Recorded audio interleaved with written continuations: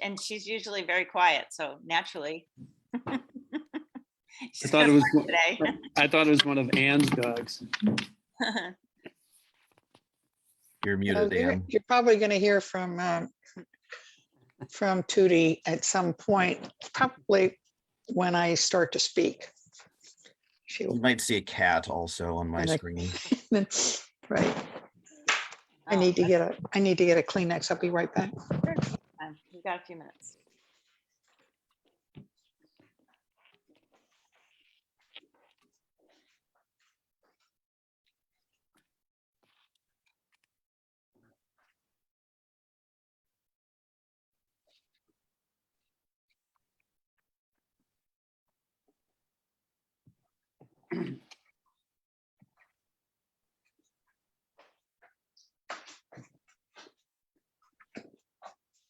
Everything is live and rolling, just so that our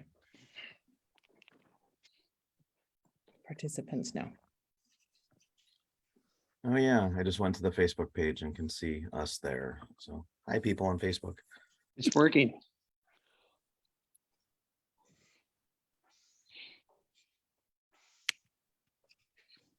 We said 9:30, so I'm just gonna give it a couple minutes.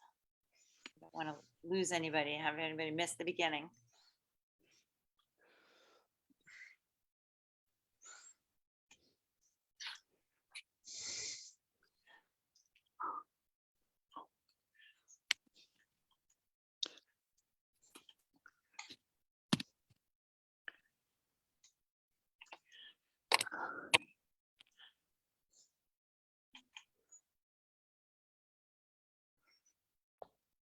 There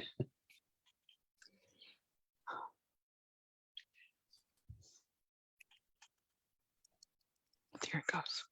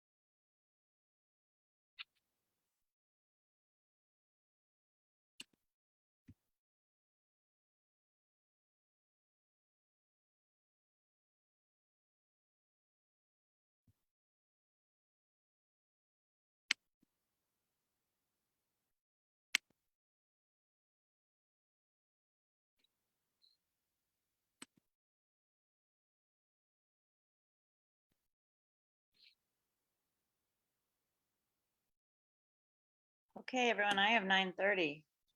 Everybody okay with us I getting can't started? get back to Zoom. Where the hell is it? Steve, you're not muted.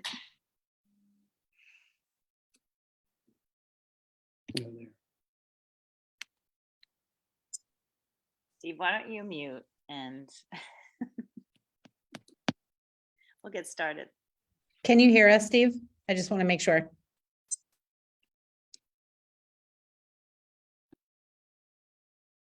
I don't know. I'll pop in and ask him. You can go ahead, Michelle. Okay. Oh, he's muted now. Okay, great. Thank you. Okay. Good morning. Welcome to the Hopkins LAC Virtual Candidate Forum 2022. Thank you for joining us on a busy Saturday in the midst of campaign season. We appreciate your time and we would like to welcome candidates Ann Rest and Mike Freiberg to our forum. Please note that District 43 candidate Andrew Schuler did not respond to the LAC invitations to participate in this forum. So we'd like to share a PowerPoint with you.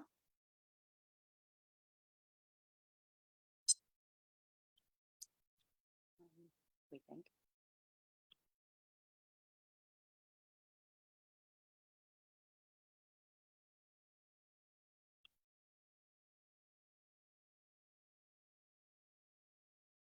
Just get that going in a minute here. In the meantime, the LAC is a volunteer organization. We are made up of Hopkins School District, parents, volunteers, community members, and school board members.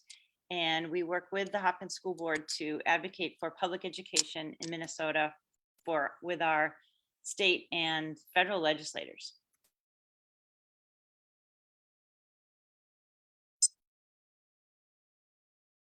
And if you know anything about the Hopkins Public School District, we'll pull up a map in just a minute, but we are very goofy looking district and we're all over the map. So lots of different communities involved that the Hopkins district serves. So due to redistricting, we currently have, I'll tell you in a minute, we currently have, I'm sorry. that's okay. We currently have 4 state senators and 6 state representatives at the Capitol. No problem. There's the map. There we go. So yes, that's why we have so many different representatives, and that's why we have multiple. You can flip to the next screen, I think, Jen. We have multiple forums today. We have, this is District 43.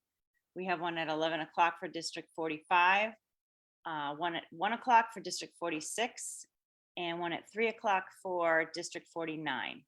And those will all be broadcast later on Facebook and our YouTube, our Facebook page and YouTube. And we are live now on Facebook. And hold on, now I'm having difficulties because I need to get to other things on my screen. Okay, there we go. So yes, each session is going to be on YouTube and Facebook later if you want to review this later and or watch other sessions.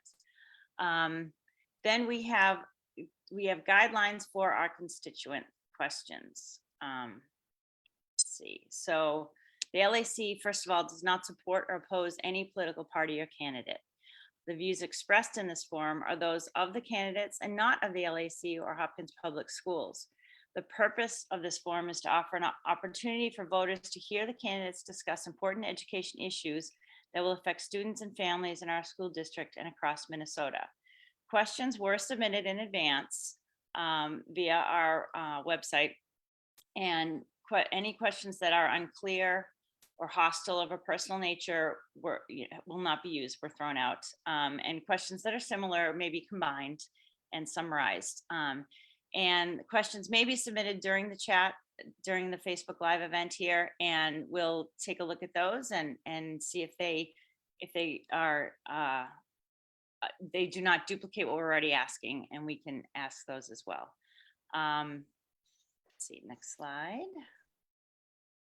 And then our guidelines for this actual forum. Each candidate will have 2 minutes to introduce themselves and 1 minute for a concluding statement. Each candidate will have 2 minutes to answer each question that we present. The timekeeper will present a running timer to keep track of the 2-minute countdown. And we reserve the right to utilize the mute feature if a candidate exceeds the time amount. The candidates will be selected in a randomized order. Now that we only have 2, we're just going to kind of go back and forth in this session. But we will use random order when in the forums where we have multiple candidates in appearance. Okay, next slide.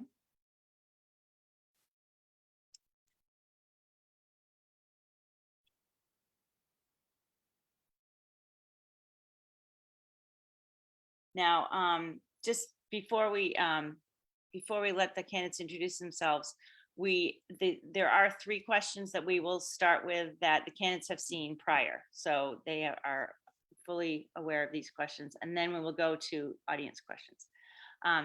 Okay, why don't we start with Mr. Freiberg, just in the interest of alphabetical order, and you may introduce yourself you have 2 minutes, and then we'll get after introductions, we'll start with the questions. Thank you. And thank you to the Hopkins LAC for putting on this event. I'm State Representative Mike Freiberg, and I'm running for re-election.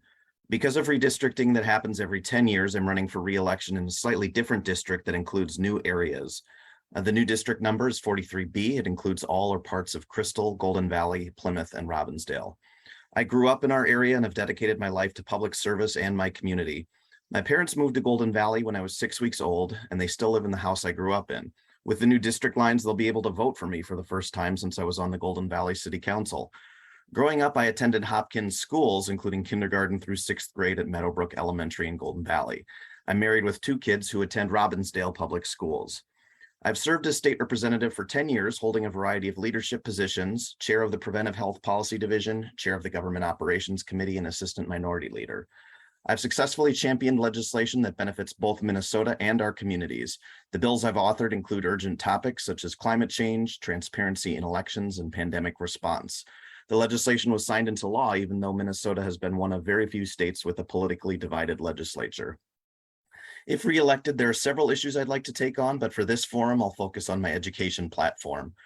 Our public schools are underfunded, our teachers are disrespected. Across the country, school curricula are getting politicized, books are being banned from school libraries, and those with fringe, intolerant views are forcing their beliefs on their communities. This cannot happen in Minnesota. I will work to make sure our schools have the resources they need to thrive, that the teaching profession is respected, and that schools are tolerant, welcoming places for all students. I'm looking forward to this discussion and the questions that come up, and that's my opening statement. Thank you. And Ms. Rust, if you would like your opening statement, go ahead. Sure. Well, I also want to thank the LAC for giving us this opportunity to share our views on education and to review our backgrounds. As I said earlier, as soon as I started speaking, I was sure that my dog would want to speak as well. So I apologize for that. I have been in the legislature, but first in the House and now in the Senate for a number of years. I currently sit on the tax committee. I'm the lead Democrat there, on housing, and then on the rules committee. And I serve on a number of commissions, legislative joint commissions, as well as the Great Lakes Commission and the Capital Preservation Commission. I'm a retired tax accountant. I'm a former English teacher in the Robbinsdale schools, and my home has been in this community for or since 1970, as a matter of fact, when my family and I moved here. Education policy and finance has been a top priority for me since I was a teacher and a parent in the Robbinsdale school district. I know that our best state investment is quality public schooling. And as Representative Freiberg has indicated, we've really fallen behind on that. And I know one of your questions coming up is going to indicate, we have this big, and I think it will continue, big surplus. How are we going to use that to best invest in the futures of our children? That's 2 minutes. Okay, Sorry to interrupt. It's all right. that's okay. Sorry, now I've got the dog, of course. Sorry about that. I will attempt to read the first question aloud to all of you, and know that, yes, the dog is in the background being annoying, but the candidates have seen this question before, so I think we'll be all right. And then we will have Ms. Rust answer this one first, just so we can go back and forth for the 3 questions. In recent years, numerous proposals have been made in the legislature to provide public funding for private and religious schools, either directly through vouchers or indirectly through tax credits, tax sheltered accounts, or by routing tuition through tax-exempt organizations. What is your position on providing public funding for non-public schools? Please explain your reasoning. And we'll start with Ms. Rest and then Mr. Freiberg.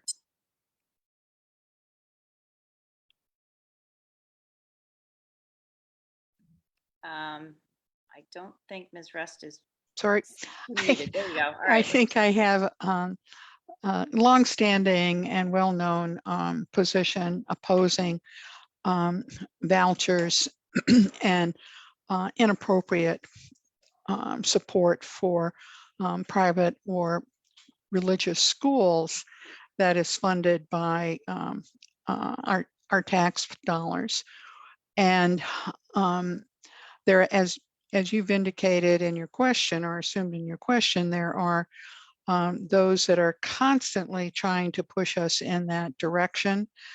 And I have voted consistently against them, whether they're in the education bill or in the tax bill, and I'll continue to do that. Thank you. Mr. Freiberg. Thank you. I agree with Senator Rest. I oppose vouchers and I oppose diverting money from our public school system. Public funds should be used for public schools, and vouchers also run the risk that public funds will be used to advance a religious message, which would be in violation of the First Amendment to the United States Constitution. Generally speaking, I believe that an overemphasis on so-called school choice has undermined our public school system by diverting resources away from neighborhood schools. We as legislators need to refocus on our mission, which is under the state constitution of establishing a general and uniform system of public schools. And I will work to do that if reelected. Thank you. Okay. Second question is a very good segue for that. If elected, your oath to uphold the Minnesota State Constitution includes the Education Clause, Article 8, Section 1, which reads in part, "The legislature shall make such provisions by taxation or otherwise as will secure a thorough and efficient system of public schools throughout the state."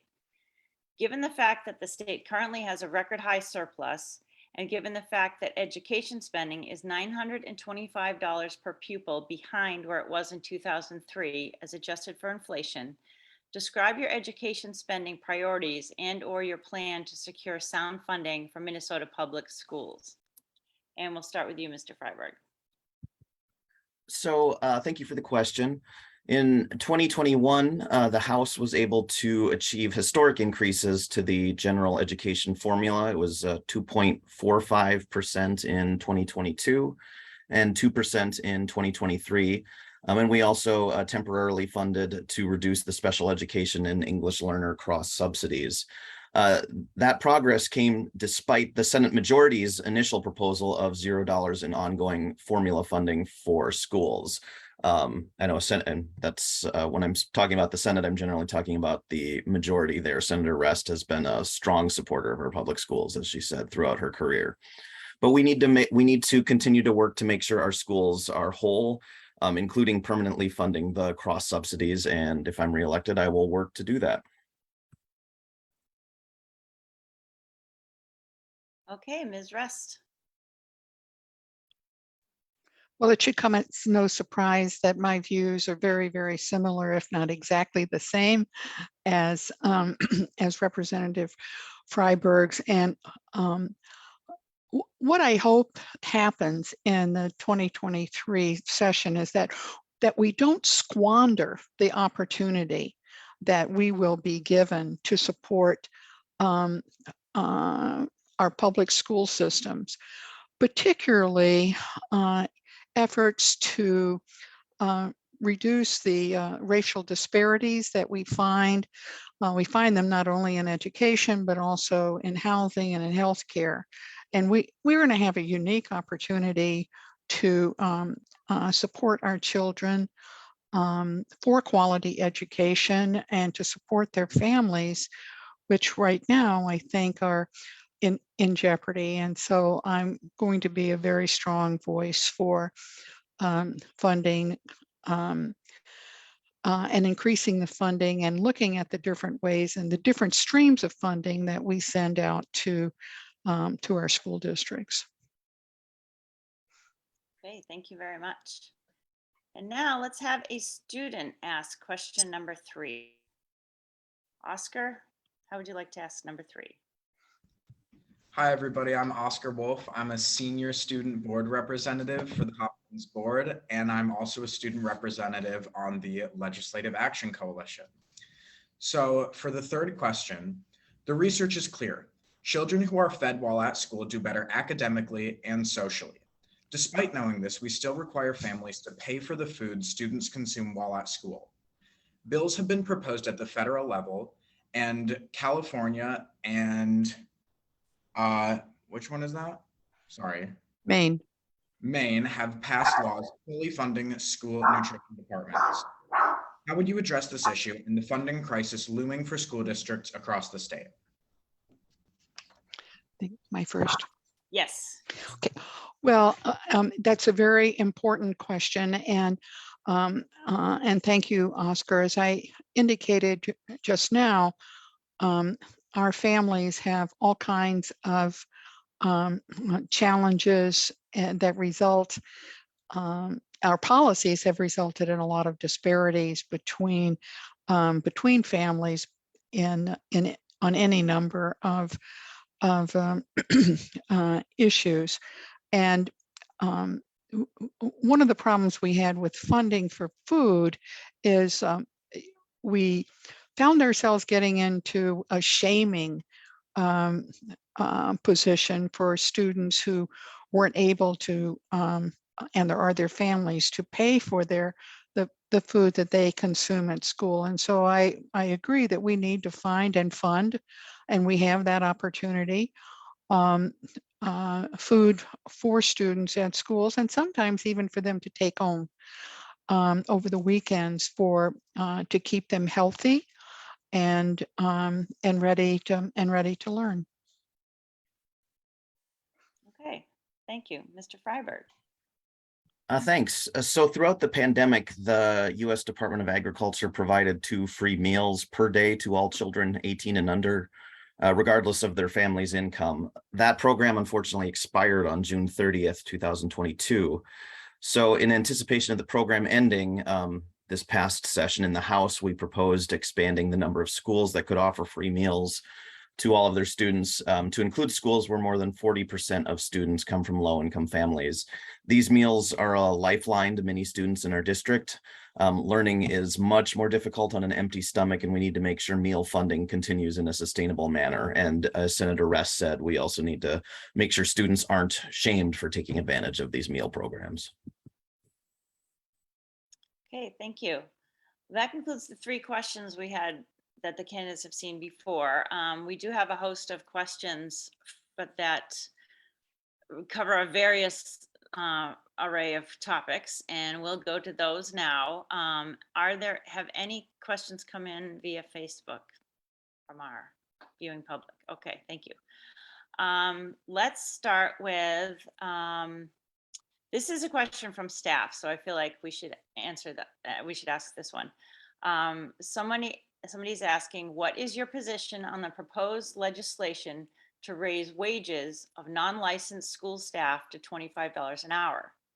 What would you do to get this legislation passed, or what other alternatives would you offer to ensure our school support staff are provided a living wage and other benefits? And we would start with Mr. Freiberg. I strongly support making sure all school employees have a livable wage. I don't know exactly where the $25 figure came from, but that's certainly something I'm willing to consider. The cost of, with inflation, the cost of living has gone up an incredible amount. So I do think the surplus that we have presents an opportunity to address some of those issues. As legislators, I think we need to make sure we provide schools the resources they need so that they can fully fund all school support staff. I mean, these are incredibly important jobs, taking care of our kids. So I'll continue to fight for that. Thank you. Ms. Rest. Well, once again, I not to be a broken record, but nevertheless, I do think we need a recommitment to those staff people that support our teachers and faculty in teaching our students. And the the one really clear-cut way we show that support is by the salaries that we pay them, that indicate that kind of respect for the important work they do, particularly in these extremely challenging times.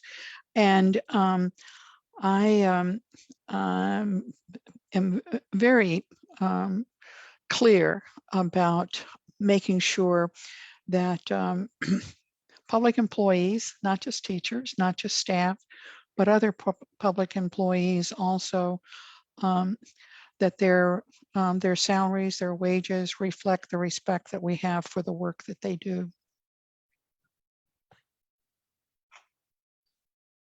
Thank you.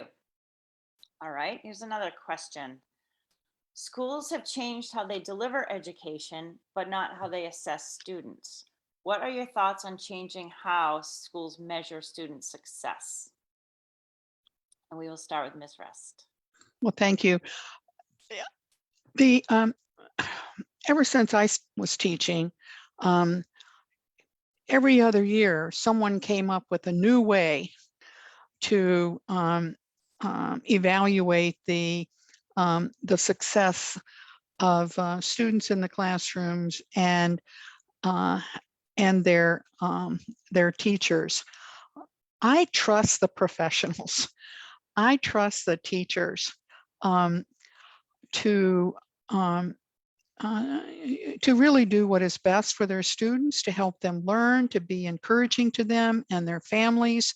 And I know that at the state level, we have, general standards and so forth, but I know that education occurs when the teacher and the students go in the classroom and they shut the door and they concentrate on learning. And that is across the board, as far as I'm concerned, respecting variety of viewpoints on any and all issues. Maybe there's only a couple of ways of teaching math, but there are lots of different ways of teaching other things, including values that are going to follow our students throughout their lives. Okay, thank you. Mr. Freiberg. Sure. So certainly we need to make sure there's accountability, but I do think there's been an over-reliance on standardized tests. And I think there are things we can do to help ensure that there is academic success as well. And, the omnibus bill that was in the House, that went through the House, included a number of targeted investments in academic achievement that the Senate majority objected to. So some of the things that we considered in there just to improve academic success were the governor's bold literacy package that would have provided a combination of teacher training on the science of reading and the necessary supports to help teachers successfully implement what they learn, funding for the Math Corps, investments to ensure that students of color can see themselves in their curriculum. And that's been shown to increase academic achievement. So those are a few of the things that I've supported to ensure there's academic success. Okay, thank you. Okay, the next question is a funding question. In the coming years, school districts will be forced to spend almost $700 million of funds meant for regular classroom instruction on mandated special education programs. Will you support significantly increasing special education funding to reduce that cross subsidy? And Mr. Freiberg. Yes, is the short answer. I could just leave it at that, but I'll elaborate a little bit. This shouldn't be an either or situation where where we're trying to decide whether to fund mainstream academic classes or special education. I have a child who had an IEP and has graduated to a 504 plan. So we've supported in the House, we've supported funding the cross subsidy, at least temporarily.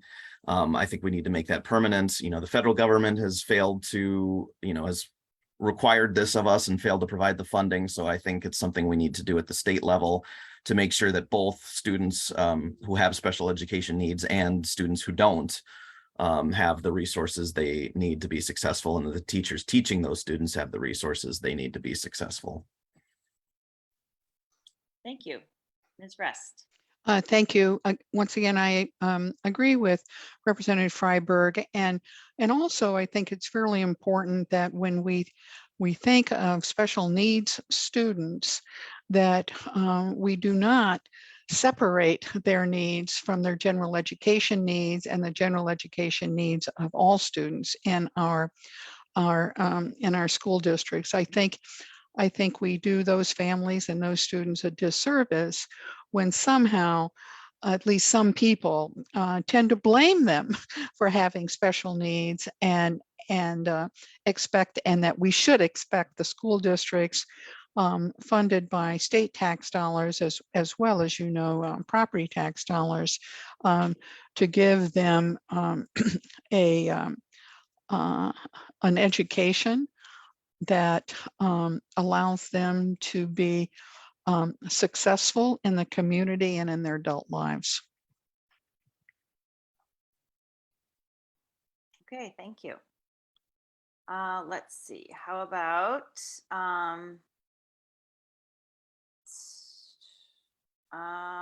picking a good one here. How about this one? In what ways can the legislature help schools diversify their teaching workforce? That would be Ms. Rest. Well, I have a couple of reactions to that. I'm on the board of Black Men Teach, which is a nonprofit organization that supports beginning with high school students through college and into the classroom, Black men becoming elementary school teachers. Students benefit from having teachers who look like them, who share some of their family experiences, and I think that we need to recognize that. I support what happened in the Minneapolis Public Schools with their contract regarding exceptions to their seniority rules, although I'm a very strong supporter of seniority, even though I lost my job because of it, because I was a junior faculty member. Nevertheless, this is an overriding concern, and I was very pleased that the Robbinsdale School District's contract also recognized the importance of looking very carefully at exceptions so that teachers in the classroom are encouraged, particularly at this point, Black teachers and Black men in particular, and doing it at the elementary school level. That's where it is really, really crucial for it to begin and for them to be supported throughout their teaching careers. Thank you. Mr. Freiberg. Thank you. So students of color and Native American students make up 37% of Minnesota's K-12 student body, but only about 5% of Minnesota's teachers come from similar backgrounds. And as Senator Rest said, it can be very helpful to students' academic success to have teachers reflect the composition of the students as well. And our budget in 2021 reflected the importance of making sure those numbers are closer together. So we provided almost 20 million over the biennium for grants to organizations to increase the number of teachers of color in the state through Grow Your Own programs, teacher mentorship, and hiring bonuses. So that's a start. We need to do more to make sure that that our teachers reflect the diversity of the state. We are a rapidly diversifying state, and that's an incredibly important goal right now. Okay, thank you. We have one more question. Let's do one more. And because there's only two of you, this is going very quickly, and we don't want to take more of your time than we need to. Let's ask one more. Do you support allowing locally elected school boards to renew an existing operating referendum by a majority vote of the school board after a public hearing? And we would start with Mr. Freiberg. This is another one I could just answer yes to, but I'll elaborate a little bit on it. Since I was the chief author, I've been the chief author of the bill to do that. So I'm a strong supporter of it. I spent 9 years on the city council in Golden Valley, where we have the authority to set our own levies without having to go to a vote where the outcome's uncertain. I mean, and I live in the Robbinsdale School District, and we had a vote, an operating levy fail, not, since I've lived here. So, and that's really jarring for a community, particularly when funding for education is a constitutionally guaranteed right. We need to make sure that the people we trust to set the budgets for our school districts are respected as elected officials in the same way that city councils, county boards, state legislators, and the U.S. Congress are. This is a critical need. Public education is a fundamental right to all Minnesotans, and we need to make sure that it has the resources it needs to succeed, and we need to treat school boards with respect and give them the authority that other elected bodies have. Thank you. Ms. Rest. Well, as Representative Freiberg was the House author of that bill, I was the Senate author of it, the chief Senate author of it. And we struggled to, in the Senate, to even get a hearing on it. But I feel very strongly that school boards should be trusted to make that kind of decision, to be able to re-up a operating referendum that is that makes no changes. So it's not. I believe that we can trust our school boards to make those kind of decisions without having to go back to the voters for an expensive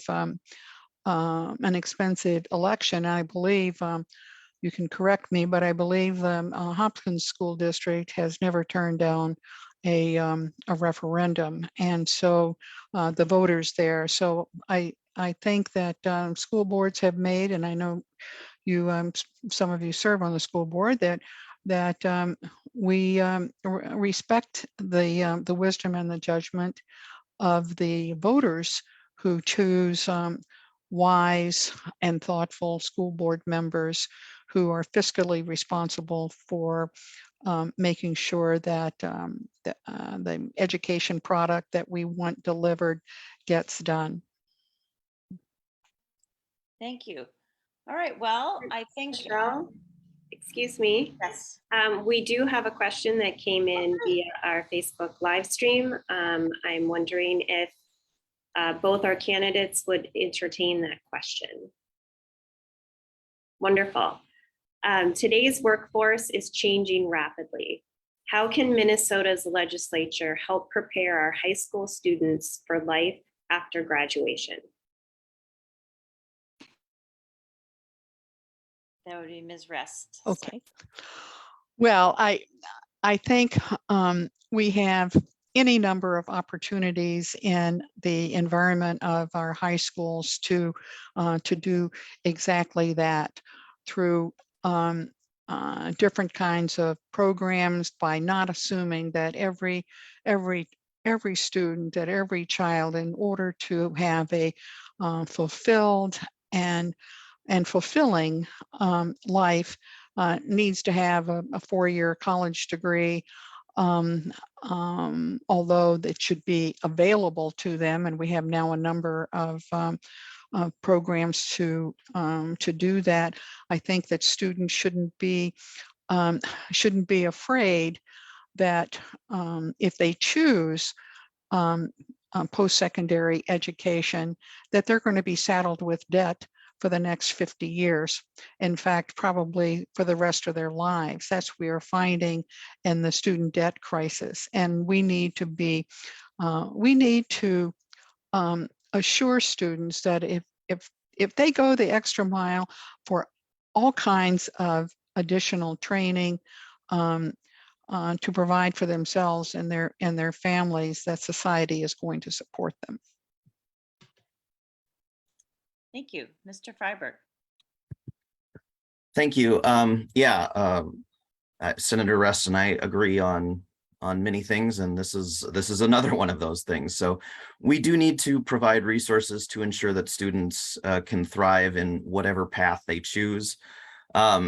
This could include, making sure that they have sufficient preparation for college, but also making sure that they have other opportunities if they don't choose college. I think I like what Senator Rest had to say about the student debt crisis. There are many avenues to having a successful career in life after high school, besides college. But I do think we need to make sure that college is an option for those who want to do it, because it is getting overly expensive. So I'll continue to fight for that and fight that students can thrive during and after their public school lives. Thank you. Any more Facebook questions coming through, or I think No others. Okay, thank you very much, Shannon.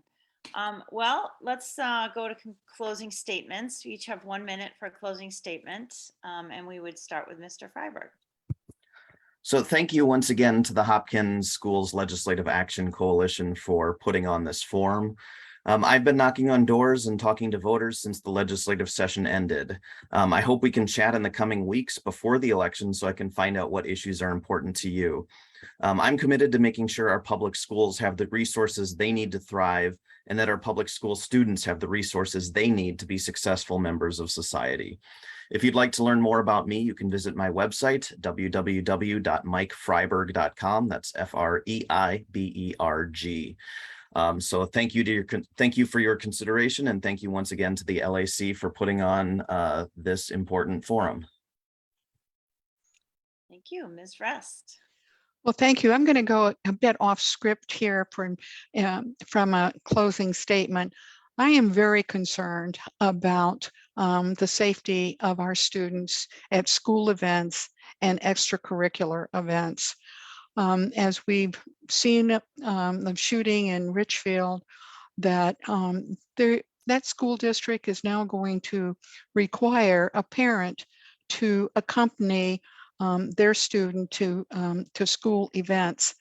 And we have to support our families, and it's a challenge to the school districts as well as to legislators on how we're going to do that and make the experience of going to school, going to a football game, a safe, a fun-filled experience. And it is just a tragedy that we cannot seem to provide that kind of safe environment at this time, here and there in school districts, not just in the metro area, but others as well. And that's a big challenge. And that's a big challenge, not just for Mike and me, it's a big challenge for everyone who is on this, on the screen that I'm looking at. It's a challenge to all of us to make that experience a safe one, a happy one for Oscar and his fellow students. So I would leave you with that. Thank you very much. And that concludes our forum for District 43, Senate District 43. I'd just like to thank all of you. The Hopkins LAC would like to thank you for your time today and for your interest in education issues. The LAC members, along with your constituents, enjoy learning more about your priorities for education funding and policies that will affect the future of all Minnesota students. We really appreciate your candidacy and wish you the best of luck in the November 8th elections.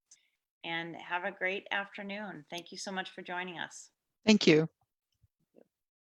Thank you.